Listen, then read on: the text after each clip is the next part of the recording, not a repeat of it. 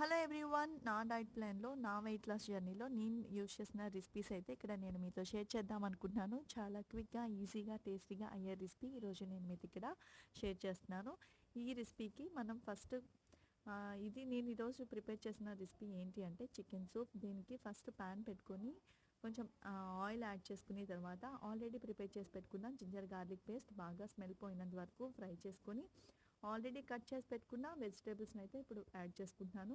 దీనికి నేను తీసుకున్న vegetables onions, carrots, capsicum and mushrooms and green chilli, అదేవిధంగా ఒక టొమాటో అయితే యాడ్ చేసుకున్నాను. ఇది చాలా క్విక్గా అయిపోతుంది, చాలా ఈజీ రెసిపీ. అదేవిధంగా మనకి డిన్నర్ టైంలో ఈ సూప్ అయితే మనకి ఫాస్ట్గా చేసుకోవడానికి చాలా బాగుంటుందన్నమాట.